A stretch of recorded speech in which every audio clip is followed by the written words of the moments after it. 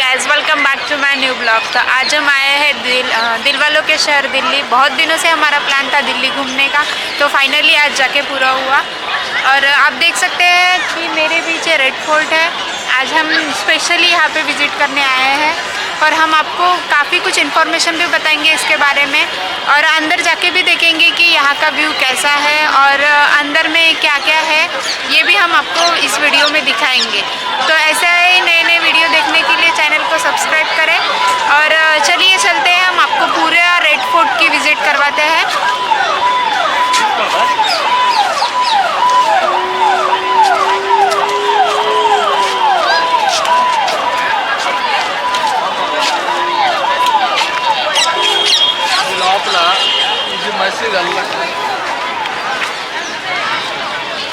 लाल किले की बात करें तो ये 250 एकड़ में फैला एक भव्य किला है। भारत देश की आज़ादी के बाद हमारे देश के सबसे पहले प्रधानमंत्री पंडित जवाहरलाल नेहरू जी ने यहाँ पे अपने देश का फ्लैग लहराया था और यहीं से अपनी स्पीच दी थी।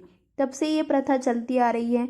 जो भी हमारे देश के प्रधानमंत्री रहते हैं वो 15 अगस्त और 26 जनवरी के दिन यहाँ पे देश का झंडा लहराते हैं और देश को संबोधित करते हुए यहाँ पे स्पीच देते हैं। तो देख सकते हो मेरे पीछे यहाँ से एंट्रेंस है। जो भी अंदर का व्यू आप देखना चाहोगे तो यहाँ से आप जाके देख सकते हो। और यहाँ पे जाने के लिए टिकट निकालना पड़ता है, जो कि टिकट काउंटर वहाँ पे है। और ऑनलाइन भी आप टिकट निकाल सकते हो और ऑफलाइन भी। बेहतर होगा कि ऑनलाइन टिकट निकालें, लाइन से बच जाओगे। तो यहाँ पे स्कैन बोर्ड लगा हुआ है, वहाँ पे स्कैन करते हैं और ऑनलाइन टिकट निकल जाता है और ऑफलाइन आपको लाइन में लगना पड़ेगा। लाल किला मुगल सम्राट शाहजहां द्वारा 12 मई 1639 को बनवाया गया था।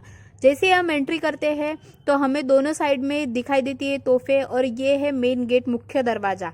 इस किले के 4 मेन गेट है, Delhi gate, Salim gate, Jamuna gate, और जिससे अब अभी एंट्री कर रहे हैं वो है लाहौर गेट।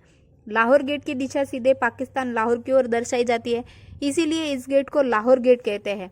यहाँ पे आने की बात करें तो बस, मेट्रो और ऑटो से भी आप आ सकते हो, और मेट्रो स्टेशन बिल्कुल पास में ही है। मेट्रो स्टेशन से बिल्कुल वॉकिंग डिस्टेंस पर ही ये किला स्थित है।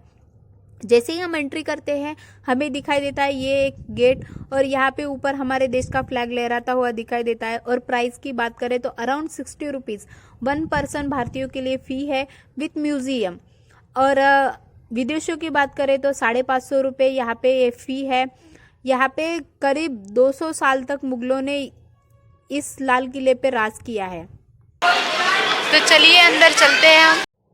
करीब 250 एकड़ जमीन में फैला यह भव्य किला मुगल राजशाही और ब्रिटिश के खिलाफ गहरे संघर्ष की दास्तां बयां करती है।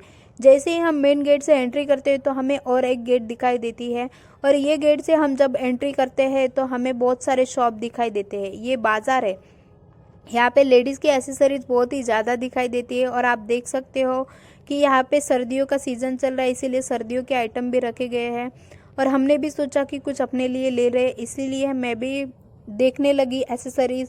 और शाहजहां के समय की बात करें तो ये मीना बाज़ार और छत्ता चौक करके पहचाना जाता था। शाहजहां की 2 बेटियाँ थी, एक थी रोशनारा और दूसरी थी जहानारा। उनके लिए ही ये बाज़ार लगवाया जाता था, क्योंकि उस समय यहाँ पे लेडीज़ ही बैठती थी और लेडीज़ ही शॉपिंग करती थी। यहाँ पे जेंट्स अलाउड नहीं थे। आप देख सकते हो कि बहुत ही सुंदर यहाँ पे बाज़ार भरा हुआ है।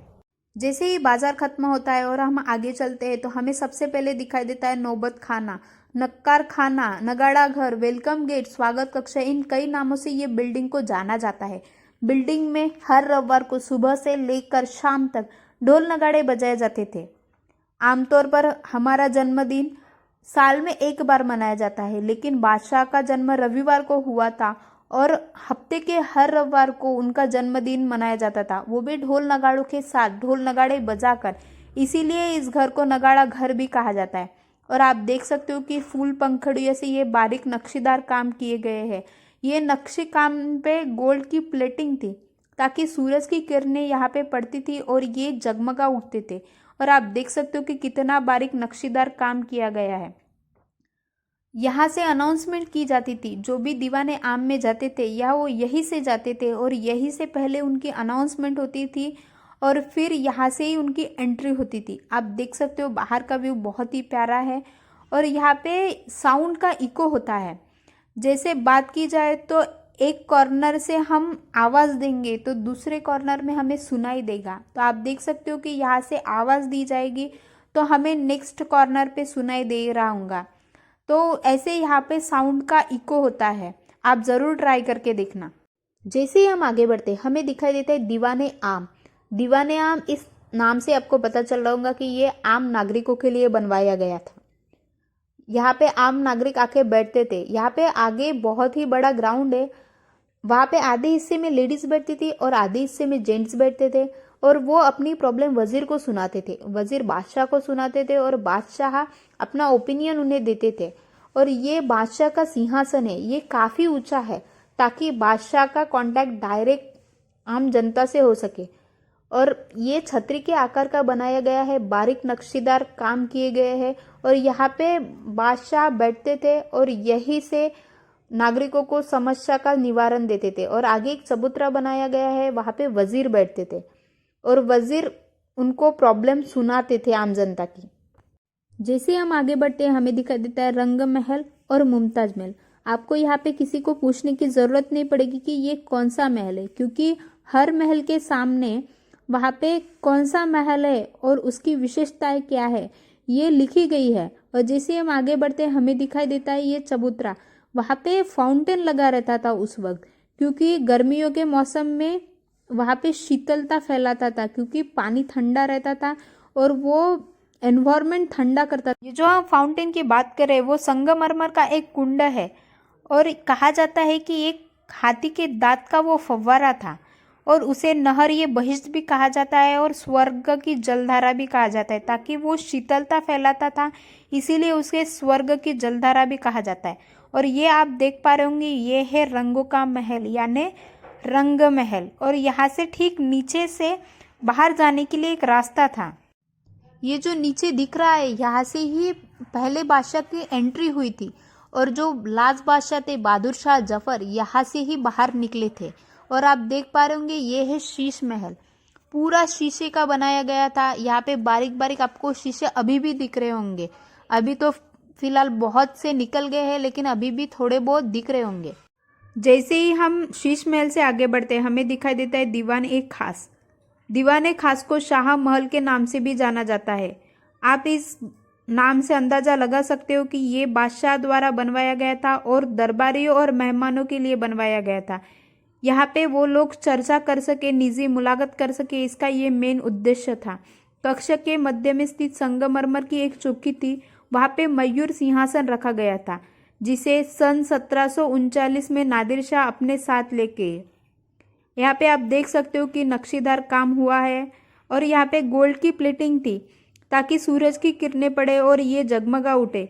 ये है मस्जिद, इसका नाम है मोती मस्जिद और यहाँ पे स्नान का कक्ष भी है। ये आगे बढ़ते ही हमें दिखाई देता है हीरा महल। ये आप देख सकते हो कि आगे हीरा महल है और बहुत ही ज़्यादा स्पेस है और सिर्फ छोटा सा महल है और स्पेस काफ़ी बड़ी है। हमने इस वीडियो में लास्ट बादशाह बहादुर शाह जफर के बारे में जिक्र किया। उन्हें नाचने गाने का बहुत शौक था। 1857 में ब्रिटिशों ने जब अटैक किया तब उनकी सेना ने बोला था कि महाराज हमको भी तैयारी करनी चाहिए, नहीं तो ब्रिटिश अटैक कर देगा। पर उन्होंने तैयारी नहीं की और जब ब्रिटिश ने अटैक किया तो उन्होंने जो हमने डोर दिखाया था वहाँ से भागने की कोशिश की और वहाँ से भाग निकले और छुप गए हुमायूं के मकबरे में और वहाँ से उनको अरेस्ट किया। ये आप देख सकते हो, ये म्यूज़ियम है।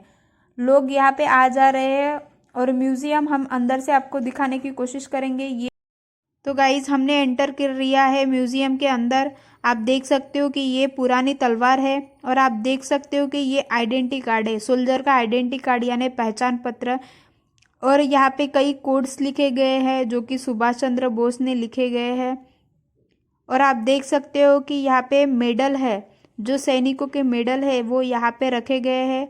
बहुत पुराने हैं ये मेडल और आप देख सकते हो पास से यहाँ पे फ्लैग वगैरह बनाए हुए हैं मेडल पर। और हम आपको करेंसी दिखाएंगे, 100 रुपीज़ और 10 रुपीज़ के नोट है यहाँ पे। ये जापानीज़ करेंसी है और ये कुछ बाहर का म्यूज़ियम के बाहर का व्यू कुछ ऐसा दिख रहा है, आप देख सकते हो। बहुत ही प्यारा व्यू दिखता है। आप ज़रूर दिल्ली आए तो रेड फोर्ट को विज़िट करें। ये थी सारी इन्फॉर्मेशन लाल किले के बारे में। हमने आपको बहुत सारी इन्फॉर्मेशन देने की कोशिश की हमारे ज़रिए से, और हम अपना ब्लॉग यहीं पे एंड करते हैं। आपको वीडियो कैसा लगा हमें प्लीज़ कमेंट बॉक्स में कमेंट करके बताना। ज़्यादा से ज़्यादा दोस्तों को शेयर करें ताकि हमारा वीडियो बहुत लोगों के पास पहुँचे। और गाइस प्लीज़ सब्सक्राइब करें। Thank you.